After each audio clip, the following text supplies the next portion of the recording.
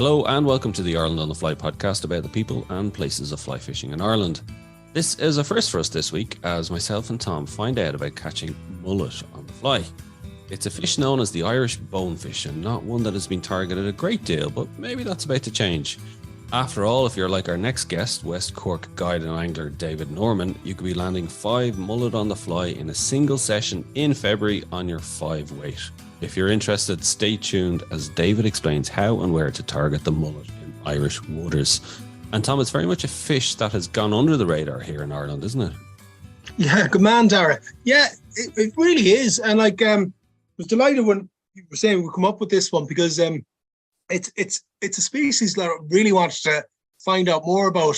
Like we touch on it there with David, because I remember when I used to live in Galway, when I was in college in Galway, of looking at the mullet and the shoals of mullet, and I really wanted to find out more about catching them. I remember at that time, because that's a while back now, but I was under the illusion that they couldn't be caught, or under the belief, not illusion, but the belief that they couldn't be caught.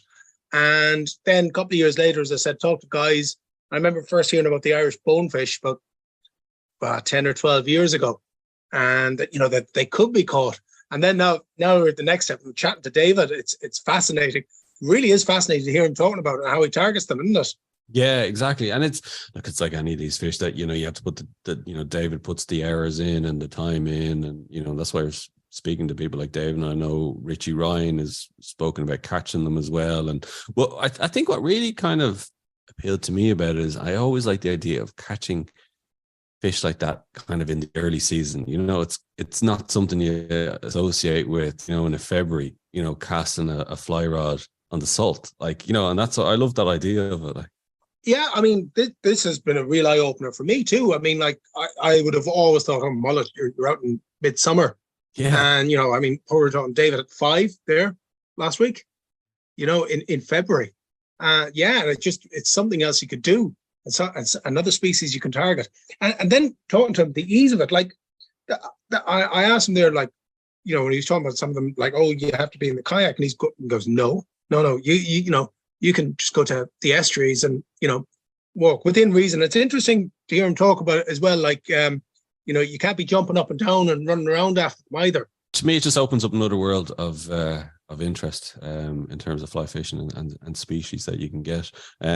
How's the fishing? Actually, how's the season been? You were out. Was boating there at the weekend, and it's tough going. We had a couple of fish on the fly, which is great. With clients, was it? Yeah, Stuart and Evan McMicken were out from Athlone.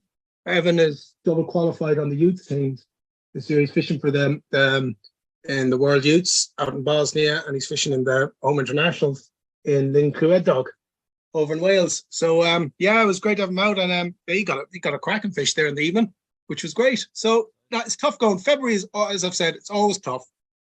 We got I think it was 5 chances for the day, and we nailed 2 of them. We got and bolted 2 of them. Very good. Nice dumps to throw. So that's it. So look, very mild at the moment. There's a bit of cold weather forecast though. It has been mild, isn't it? That's what I was going to ask really you. Out in the lake, it was nice. Must have been nice being out. Water temperature is 7.5 degrees for this time of year, is higher than normal. I've been out fishing in 5 and 6, which is that bit slower. Of course, that was Mask actually. So, and Mask is always that bit colder than Cork as well. The day we were out in Cork, we ate so many steaks and things. There was no temperature of the water taken. There was 12 of us in the hut, and we had 18 steaks. Peppers, onions, scallions, mushrooms, fried potatoes. It was a veritable feast. And we got into the hut at 1 o'clock, and we left the hut at 20 to 5, and everybody went home. Great opening there. What fishing? Exactly. I was out myself recently, pike fishing in Lake St. Clair. Oh yeah, we're in East Clare there, is it? Yeah. Which one? We were fishing Dromore Nature Oh Reserve. yeah. Lovely. Yeah. First time, again, I've always wanted to fish the Lakes of Clare. I've pike fished on Derg and in the Midlands, but I've never done it in Clare, and it was on the fly, and it was it was good crack. Now it was Any joy? Small jack, and the Yeah, other fella great. had probably a 5-pounder, but it was it was my first time out this year, just being out in the Excellent, water, casting the fly rod. it was funny actually. It just shows you how the conditions, like, so it was very mild, and then as soon as we got out into the lake, the breeze, gusting wind, it was bloody tough trying to get proper drift, and like we were struggling just getting the drifts going, and trying to find. I was just thinking of yourself, Tom, going, Jesus, there's a bit more to this boat than Larkin. Telling you, yeah, it's all ground when you're on firm ground and under your feet. Yeah, and particularly if it gets squally or anything at all, it can be a nightmare. It's like what we're saying, and we discussed it later. It's another variable. Don't mention the variables. Those lakes are lovely. Drumore Lake is fantastic, beautiful looking lake. I tell you, you could spend a lifetime fishing in Clare, and it's really underrated, isn't it? Like, we have to do an episode on that. Yep, there's another one now. Another one to do. But look, let's turn our attention back now to mullet on the fly with David Norman. And I first asked him about targeting mullet on the fly in early season. Yeah, so they are really considered a summer species, the same as bass. When we're paying close attention to the coast as we do, we notice that they arrive here very early in the year. February, could even be January. So, it's just gone on from there that, we found that we can target them successfully. And tell me this, when did you, was it a recent thing for you the last few years that you kind of started specifically targeting them early in the year? Targeting them early in the year, but they've been part of my life, my angling life, since almost the beginning. I caught my first when I was 9. I've always lived on an estuary. I've always holidayed by chance to an area that was at the time one of the real mullet strongholds of the south coast of England. And here they are again. And I love estuaries. I spend a lot of time in estuaries, and so do mullet. I think it's worthwhile, Tom, probably maybe if we delve a little bit into the species in terms of just so people know a bit about them and the different types and what exists around the Irish waters as well. Yeah, I think we need to. So there's 3 main species, inshore species that we have. We have thick lips, thin lips, and golden greys. But generally speaking, when people are talking about mullet, they're normally talking about the thick lips, which are the bigger of the 3 species. So when I say bigger, a specimen-sized thick lip mullet in Ireland is 5 pounds, and the Irish record is just under 10. So they're big fish. The UK record is 14, believe it or not. They're extremely slow growing, the same as bass. But they're considered to be a really difficult species to target. And that's mainly because they're designed to feed, or they've evolved to feed on kind of really microscopic food sources. They're what you might call a filter feeder. So their mouths, their digestive system will not handle large objects. So that rules out a lot of things that you might try and target. I don't know them, David. Do they have teeth? No, they have the most unusual shaped mouths that actually forms a mark in the mud as they're filtering along. You get these 2 horizontal parallel lines in the mud as they come down and scoop up. And fun mullet fact: apparently they can take in grains of sand and remove the algae from the sand and reject the sand. Who proved that? I don't know, but. So that's the kind of thing. So they will feed on certain types of very, very fine weed, shrimps, minute shrimps, up to maggot. They will feed on maggot, but it's really, and of course bread, which is our best weapon in terms of targeting them. Can I ask a question? Sorry, this is a bit off topic. I'm just back from Lanzarote, right? And I was on the coast. I know. Bear with me a second. There was along the coast there, like just even in the beach, there was just fish everywhere in the water, around your ankles, and I don't know what they were. Right? You might be able to feel me. There were different types of white silver type fish, and it was bread all the time. So I could literally stand there in the water and I just would take a crust of bread and just start sprinkling into the water, and they would come in their hordes. I nearly managed to get them to actually take it from my hand. Yeah. So I would literally hold it in my finger and I tried all different things. I tried whatever I had in my lunch. I had crisps. Everything. What is it about bread? Can I ask that they just go nuts for it? It kind of goes back to their digestive system, as I say, that they can't really cope with anything much bigger than that.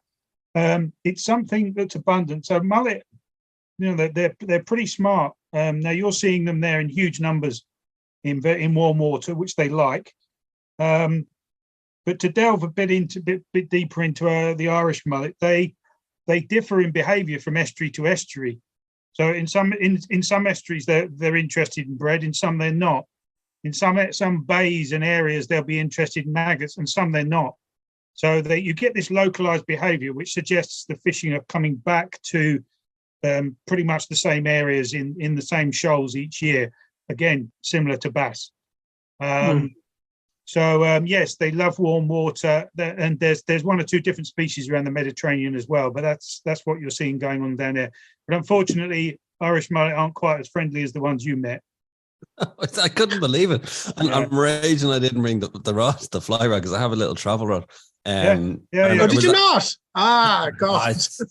Long story. Oh, okay. Give me a shout before you go back, and I'll set you up. Oh, I tell you, I would just like the potential for Lanzarote when you see the rocks and the surf and and then even David, the kayaking. And I know we'll get into the kayaking a little bit with you, just talk about the season, but the coastline in terms of, I was just like, because even when I was looking online to see if there was any guys that did fly fishing trips guiding out there, nothing. And even just information on like fly fishing around there was nothing, like pretty much I couldn't believe it. Totally untapped. Absolutely untapped. Completely. And the species that they'd have out there, and very easy to get to. I mean, fantastic fishing destination. So you won't make that mistake again. No. I tell you, David, if you're looking to go to warmer climes, I tell you, there is. I can't help but notice one thing you said there, David. I've picked up on immediately. You said Irish mullet aren't as friendly. So I have heard they spook easily. Is that the way? Yeah, definitely. And this is part of the problem. I mean, it's extremely visual form of fishing, which sometimes I think can make it worse. So that there's a couple of other names which might help sort of explain this a bit better. One would be the UK bonefish, UK and Irish bonefish, because they look a little bit similar. I've heard them described as the Irish bonefish. Yeah, the Irish bonefish, and that's basically because they fight as hard. But another one you might not have heard is grey ghosts, and that's really because if you start to cause too much disturbance, they might panic and sprint off like any normal fish. But quite often they'll just drift away from you. You won't even see them go. They'll just be gone. They just have this ability. There's such a grey. If I could just describe them to people who haven't seen them, I mean, they're an extremely. I know all fish are streamlined, but these are a particularly streamlined fish. They're particularly grey in colour. They have quite a large tail fin, which obviously helps them fight the way they do. And as I say, these rather strange shaped mouths. And but no, I mean, I don't think you'll be hand feeding Irish mullet. I used to watch them. It's funny that you say that, because when I was in college in Galway, there's a bay there beside where I lived, Lochatolia there. Yeah, I know. Is that where the swans are? Yeah. Right. And I used to, because I always lived on that side of town, and I used to walk down to Lochatolia and just watch them. And it's funny you're saying the size of them. There were fish in some of the pods that I saw there. There were 7 and 8 pounds. Yeah. They used to go around in huge shoals, and I just used to look at them. It was always on my to-do list. Yeah. To bring in flyer. I never did. Never did. And it was always been, God, I must go back there. But I couldn't get over them. And it's funny, I've asked you, were they spooky? But my recollection of them were, they were even spooky of me standing on the shoreline. Yeah. And absolutely. It's what you say, the grey ghosts. I would stand on the shoreline, and suddenly they would all, something they go off, but they wouldn't come near me.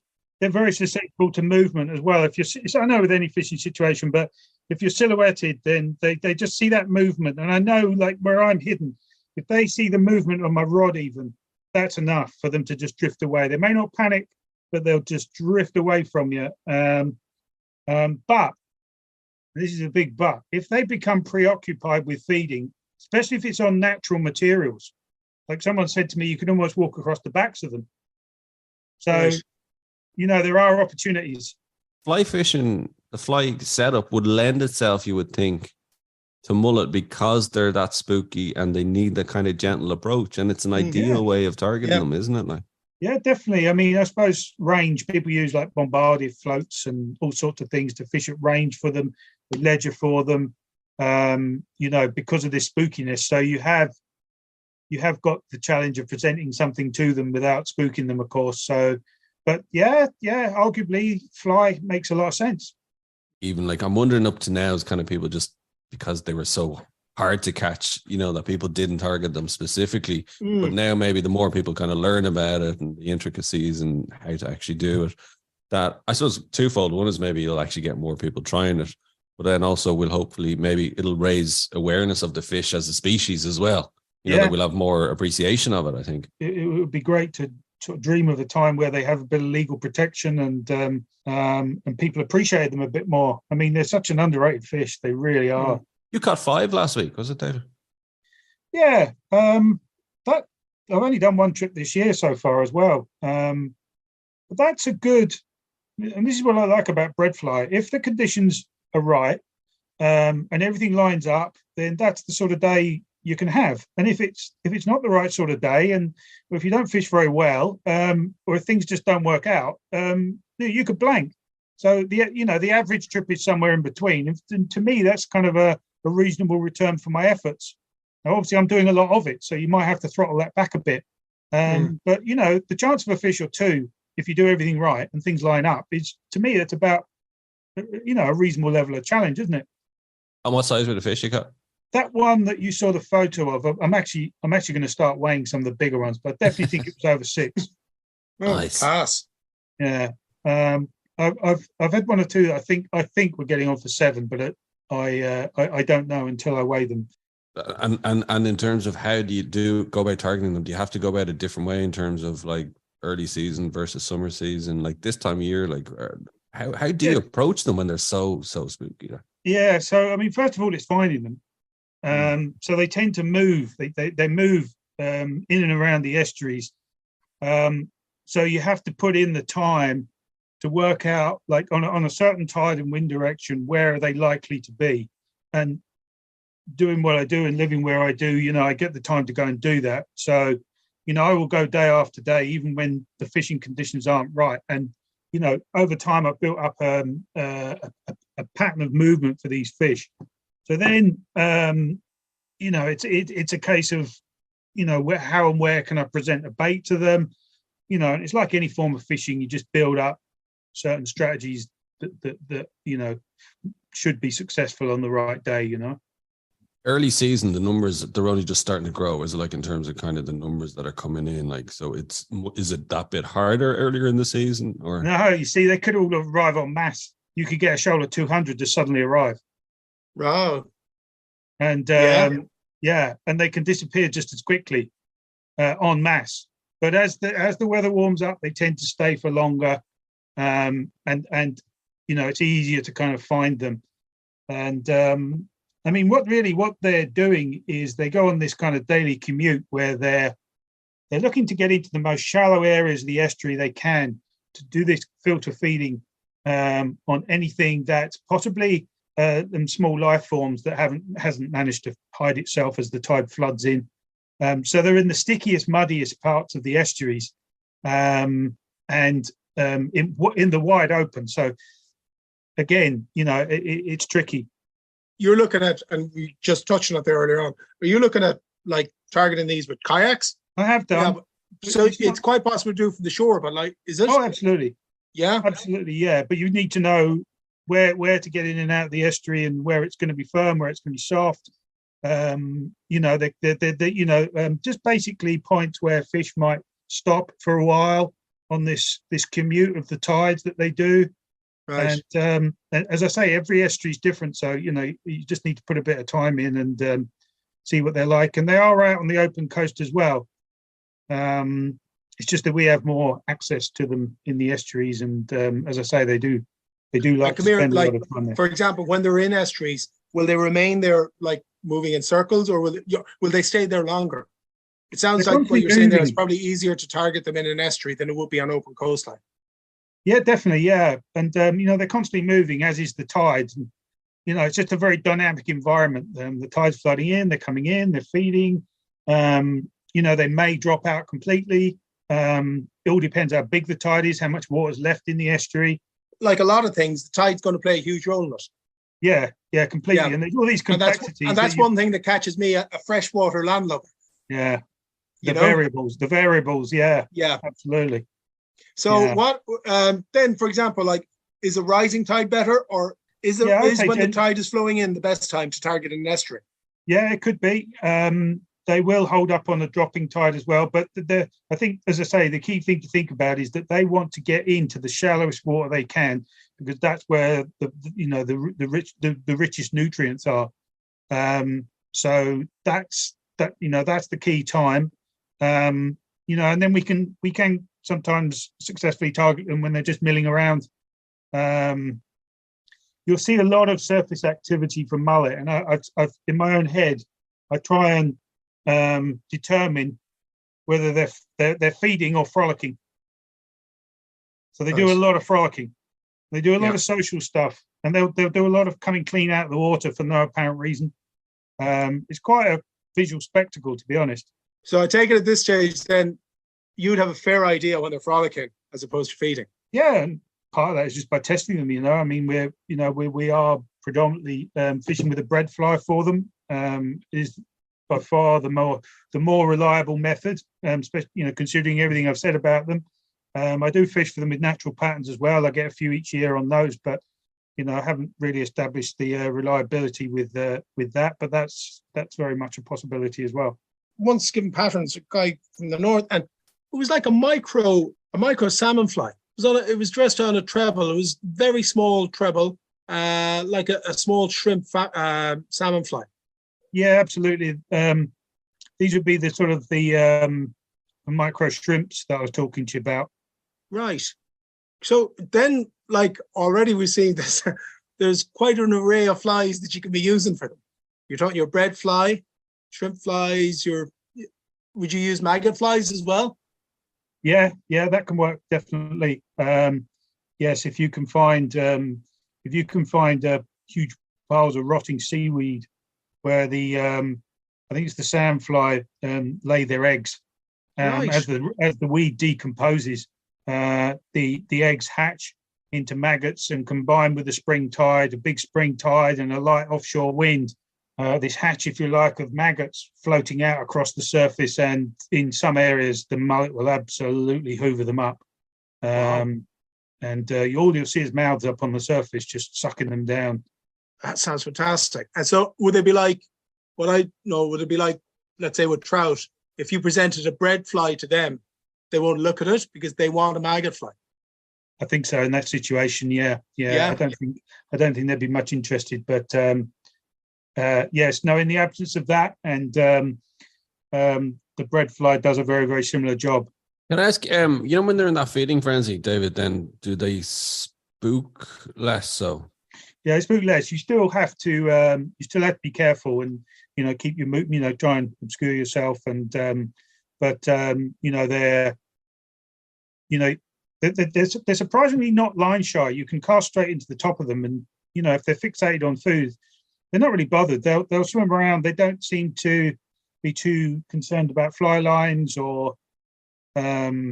We fish pretty light for them, but I suppose they spend a lot of their time in harbours, and maybe they're used to seeing ropes going out to boats and such like. So, that's one thing we have in our favour.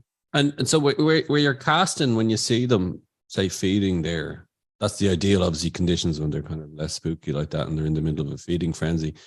Where are you casting? Are you casting just kind of out on the edge of it, or are you saying it doesn't matter if you put it in amongst them? Like? Yeah, I'll cast straight into the middle of them, yeah. But you see, I'm fishing pretty light. I'm using a 5-weight, a monofilament line that's going to float, and then a short length of fluorocarbon tippet, about 6-8 pounds, something like that.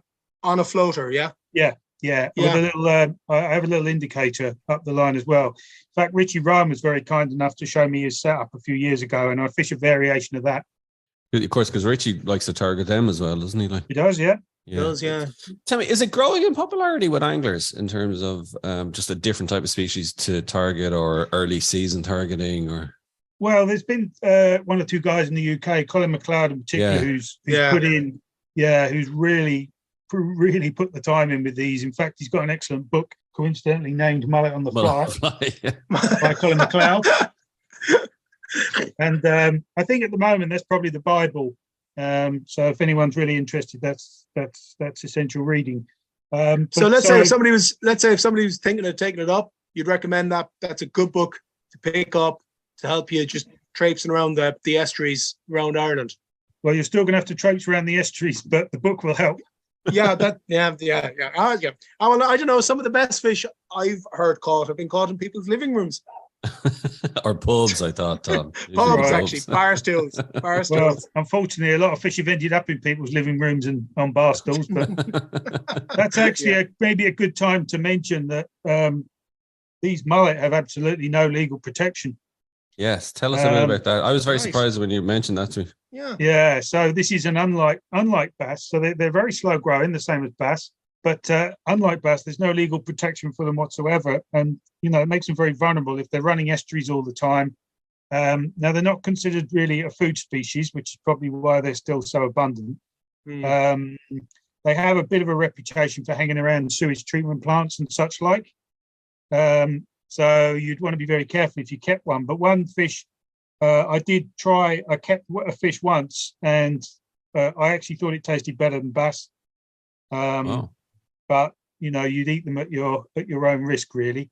At your peril. But back to the lack of protection. So you'd think, well, if they're no good as a food species, why would you want them? As I understand it, I think they're kept to make trout pellets and other such like stuff to feed other fish, whether it's fertilizer. I really don't know, but they certainly they are of some value to some commercial sectors. There was an episode outside the mouth of Cork Harbour a few years ago. Now this wasn't done on purpose, my understanding, but apparently there was a trawler or trawlers that noticed a massive biomass of fish under the water that they thought were sprat, which could be around at that time of year. And what they didn't realise was that it was pretty much the entire stock of Cork Harbour mullet leaving on their annual migration, heading out to sea, and the nets were shot, and practically the whole population of Cork Harbour mullet were hoovered up accidentally. Bloody hell! Yeah. Whoops. Sorry. And you've just lost, a stock of fish that could take 10 years or more to replace. Have they come back in any kind of numbers since? I don't know, but there was certainly there must have been enormous damage done to the local population. Yeah. When you talk about long living there, so let's say a mullet 7 or 8 pounds, like a specimen fish. Let's say one is over 5 pounds. Let's say 6 pound fish. How old would that be, David? Yeah, I don't know exactly, but if we're comparing them to mullet, we know that if we're comparing them to bass, we know that a 10-pound bass can be up to 20 years old. Right. So you kind of work backwards from that. The other thing is this: they don't the mature adults don't necessarily spawn every year. So some go offshore to spawn, some don't. Actually, what is their cycle? When do they spawn? So they go offshore during the winter. I'm not exactly sure where they spawn or how they spawn, and then we start to see them. I mean, they can't be offshore for very long, but we don't know if we're seeing the whole population go offshore and come back, or whether they're constantly coming or going. But we do. When we see them here in around our shoreline and estuaries, they're not here to spawn; they're here feeding. Yeah, so far as I know, yeah. Can I ask you, David? Do they? How far up do we know, or do you know, in terms of the Irish coastline? Are they like bass, where they're limited by the temperature of the water? Yeah, I mean, I know they're extremely widespread. They're definitely, I would say, in probably every estuary in the Republic, and I'd be surprised if they're not in the north as well. Yeah, actually, the flies I got, Oh yeah, the shrimp flies I was telling you about, are actually it was a guy, it was Leslie Holmes. He used to fish the Ban estuary. right. So yeah, they're obviously up there too. Yeah, Yeah, he used to tell me yeah. It was him who first mentioned Irish bonefish to me. Yeah, okay. Yeah, when I heard that, that kind of sets your pulse racing. All right, when you think of it, you know. Yeah. I would say though, I would have a slightly different view on in terms of I would say pollock would fight a hell of a lot harder than mullet. Right. Yeah, I mean I can handle 7 pound mullet, thick lip mullet on a 5 weight. You know, the setup I've suggested, you know, reasonably well. I mean, there's a lot of sort of stalemate situations because you're fishing pretty light for them. You can only put so much pressure on them, especially if they're in current. But you know, I mean, there's pretty much only going to be one winner. Whereas if I take a 6-7 pound pollock, I mean, honestly, they'll fight to the death. They'll if I hook a pollock in say 50 feet of water that's just above the kelp, you know, it's hook and hold. If you don't hold them, they're gone. Sayonara. Goodbye. To illustrate that, I can tell you, and this might sound insane, that from the kayak I'm using a 12 weight. That's right. Okay. Didn't realise that. Yeah, I've blown up 10 weights. I've got it on video, just holding fish. The rod's just gone. Like just exploded. Well, actually, that's a nice segue. I want to talk to you actually about before we get into the season to come for you. How was 2022 for you? Because judging by your Instagram feed, there was a lot of pollock, a lot of good pollock as well. A lot of good pollock, but a lot of good bass as well, Dara. So I spent more time mullet fishing. So I started my kayak campaign, if you will, a little bit later. I think probably around toward the end of April, and that went quite well to get going. And then, as you may remember, we had those heat waves in the summer. Yeah. And to my the bass fishing from the shore was almost like turning the clock back for 5 years, maybe more. Yeah. I had some excellent shore fishing for bass. Everyone else said the same. There was a lot of small fish around, which is a good thing. But was it daytime, David? You were going out. I tend to mainly fish at night, but I got a 78 centimeter bass at night from shore. Very similar to the experience that you and I had. So that's well into double figures. Yeah. 75 is considered the 74, 75 is considered specimen length. So 78 is a good fish, and I had quite a few up around that way. So that was excellent. The heat was an absolute nightmare from a kayaking point of view. I actually cancelled trips due to good weather. That's the first for Ireland. Yeah, it is actually.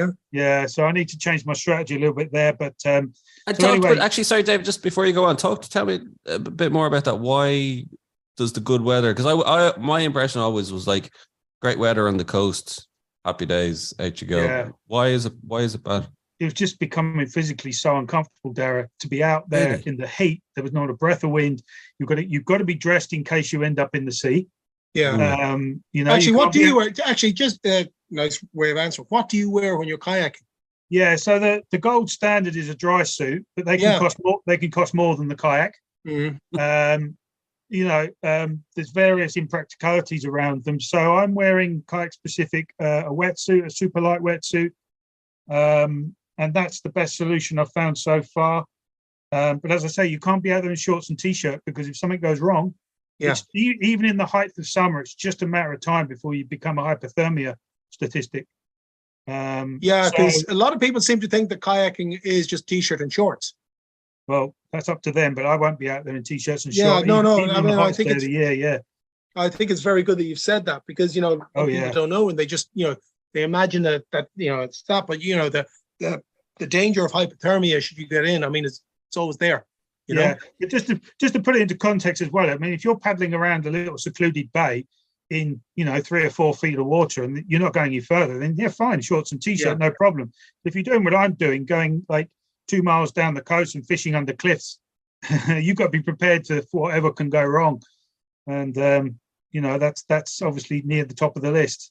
Like you said, so uncomfortable for people. Like, it was getting so hot like that, you just couldn't bring people out. Like, it was partly that, and it was partly the fact that during the day, I mean, it was so bright and the water was so calm. I mean, it was terrible hunting conditions for a pollock. I mean, if you look at a pollock, you've seen the eye. It's absolutely massive. It's designed for low light conditions. And I mean, I put my camera down now into these kelpie areas and the rest of it. The water's crystal clear.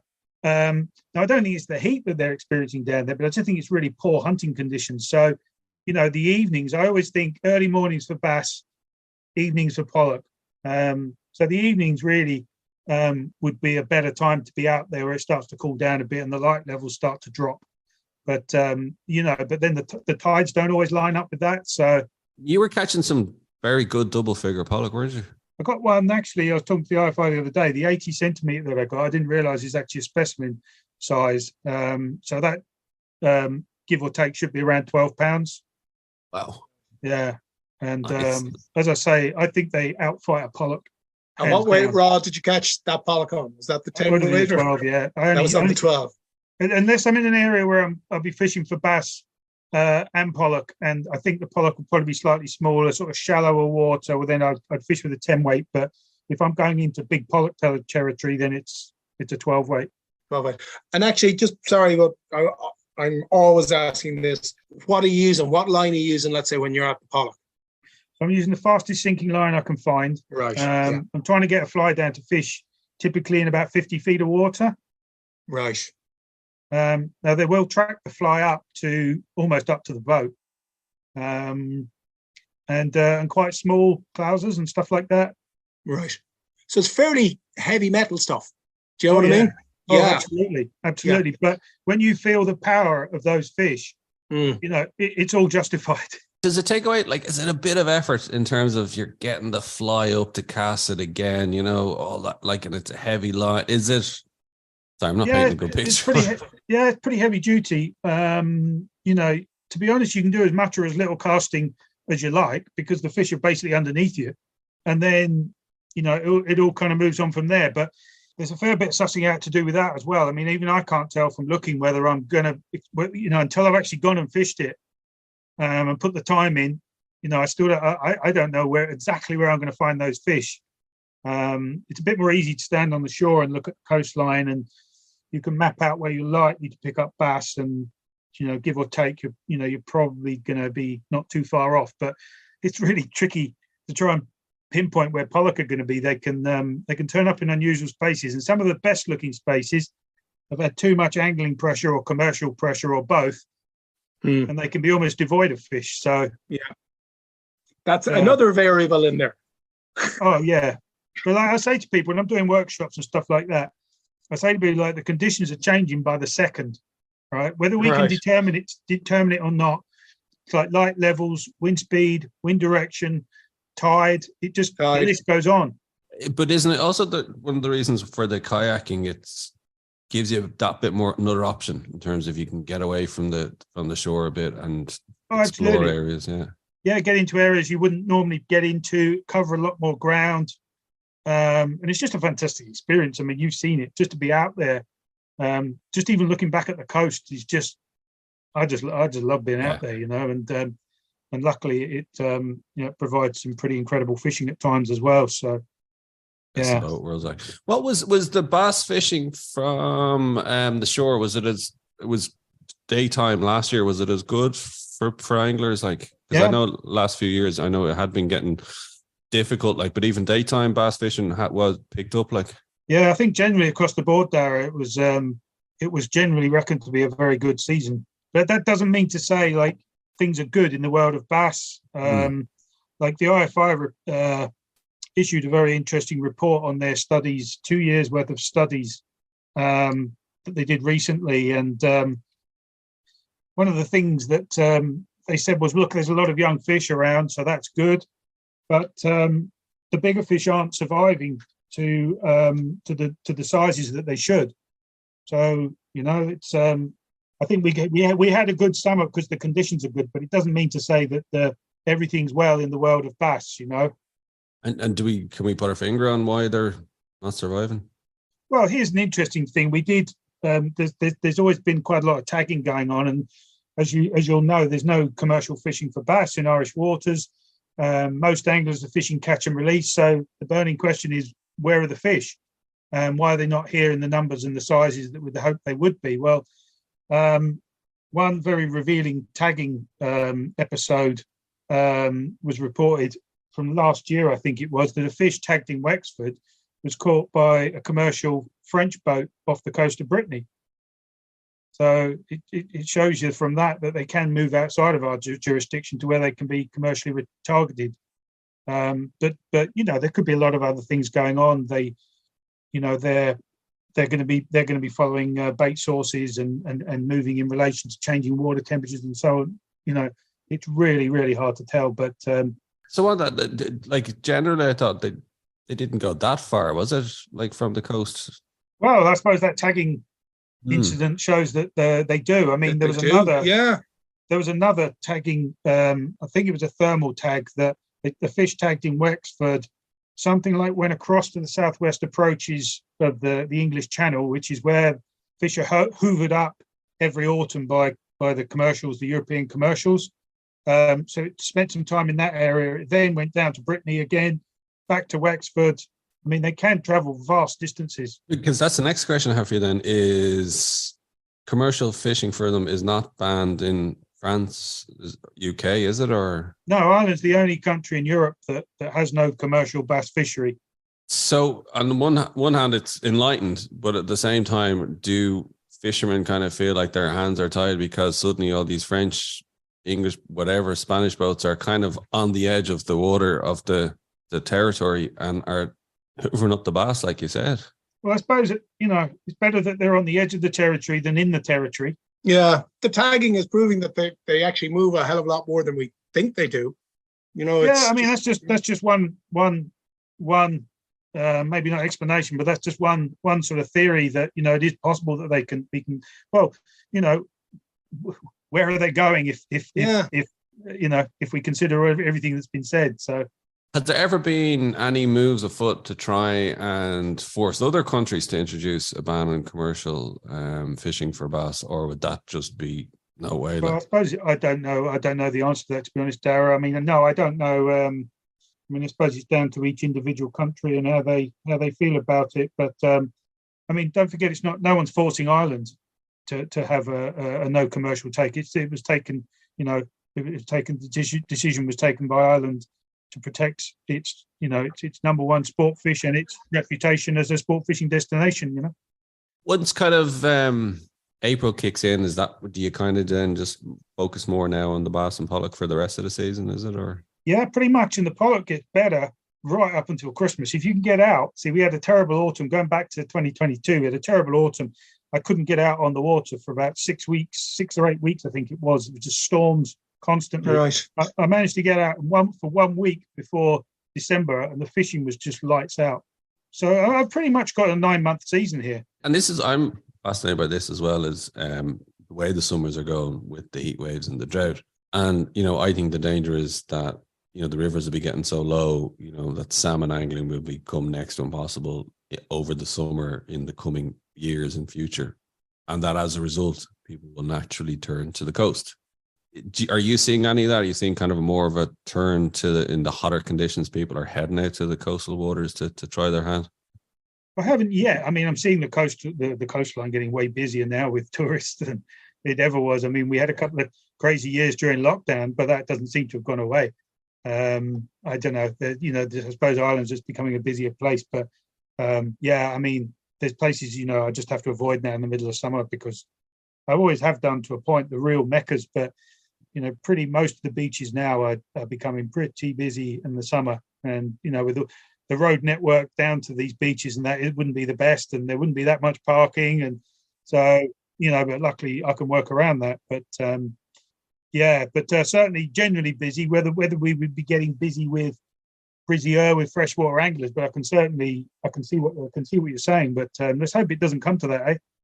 Yeah, and like it's a real concern I have. Like when you look at the way, like it's not like the conditions are going to go back. They're not going to reverse. Yeah, they're going to deteriorate further. And I can envisage it where rivers are just going to be closed, and that's it. Like, and it'll become like the normal. It's a grim prospect, especially for yourselves. And that's why I was saying salt water is going to become a lot more appealing to Yeah. the anglers in the summertime. Like, so David, in terms of looking to for if people are interested in, getting out,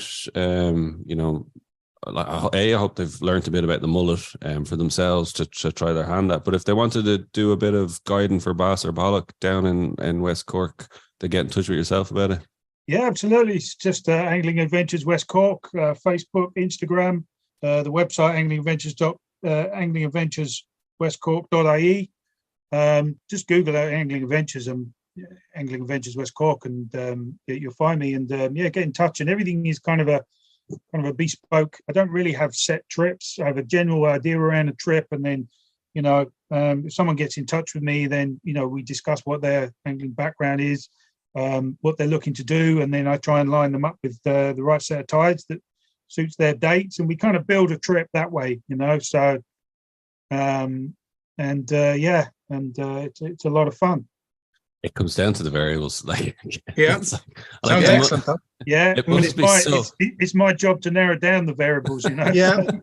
But I tell you, it must be so frustrating for yourself though, because you're just at the whim of the weather and the tides and everything, and Well, I've come to the conclusion there's fishing and there's guidable fishing, and I don't know if you'd be the same with this, Tom. Like my trips, my planned trips have to have like a 70-80% in my head chance of success. That means 7 or 8 times out of 10, we have a pretty good trip or an acceptable trip. I can't take people out on the off chance that we're going to catch something. There has to be a pretty damn good chance that we're going to be successful, and that we're going to have an enjoyable experience in comfortable conditions. And when it all comes together, those are the trips we remember. Yeah, because that's what you're there for. Yeah, absolutely, and that raises the bar completely. Doesn't it? Yeah, very much so.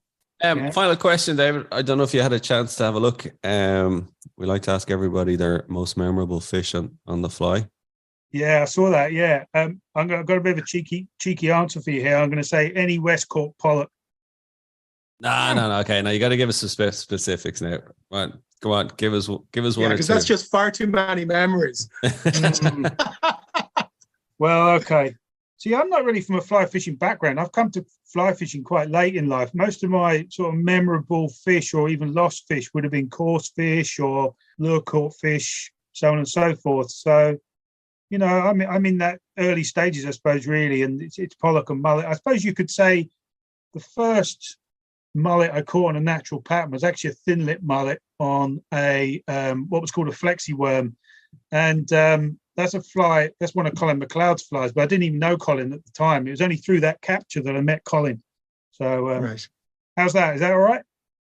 Okay, I'll let you away with that one. but okay, give us one of your most memorable ones caught on lure. Yeah. We'll make an exception. We've done exceptions before, so we're doing an exception again. Your most memorable fish. Okay, what about? Can it be a lost fish? Oh yeah. Yeah. Okay, so I played and lost. I played a fish, a tench, on a lake in the southeast of England for 3.5 hours. Ooh. Jesus. And lost it at the net. Ooh. So middle of winter, £1 tippet to you guys. My final connection hook, size 32 hook, single maggot. Hooked this fish. I just could put no pressure on it whatsoever. And the longer it went on, the more cautious I became. There was like hours of stalemates. People from the local tackle shop came down. There was car lights on the water. I hooked this fish at 4 PM. It was dark. I think the local newspaper was on standby, and we finally got sight of this fish. It was big, but it wasn't that big. And we got it to the net, and it rolled over the net, gone. And at the time, I was a young lad going fishing on. I was using the bus to get there, but I had so much gear. You know what coarse fishing's like. Yeah. My dad would offer to come and bring the stuff back on his motorbike because we didn't have a family car.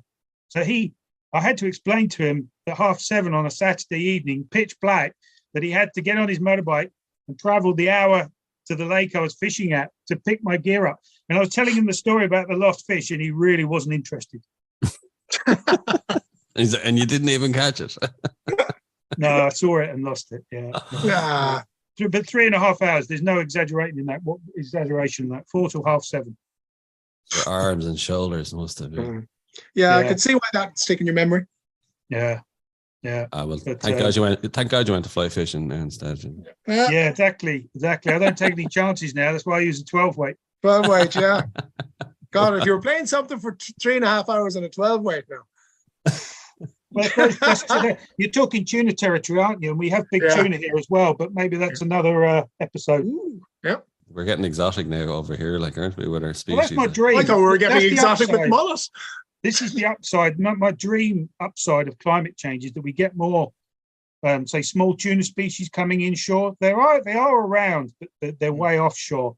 But like, a lot of these Mediterranean species would be excellent sport fish. So if one of two of those started cropping up over the next few years, then I think everyone will be heading for the coast. Well, on that note, David's West Cork Angling Adventures, where you be catching tuna, whatever you're into. Well, let's hope it'll still remain a bit cold. But David, thanks a million for joining us. I think people have learned a lot about mullet. And a lot into it, and hopefully awareness of the fish as well, in terms of just, I suppose, general awareness of it as a species here in the Irish waters as well, to be appreciated. Tight lines for the coming season, David, and I hope the conditions stay somewhat sedate. Yeah. We don't want it too sedate. We like a bit. It's angling adventures. The clue's in the name. Exactly. Remind people, what's the email again, or the web address? Yeah, angling adventures, westcork.ie. Perfect. That's great. David, thanks a million for joining us. Brilliant. Thanks, guys. Lovely to chat to you. Our thanks to David Norman for joining us on the show. And don't forget to rate, review, and follow the Ireland on the Fly podcast on Apple, Spotify, or wherever you get your podcasts from. Plus, you can keep up to date on IrelandOnTheFly.com, as well as on Instagram, and myself and Tom will be back with another episode about the people and places of fly fishing in Ireland.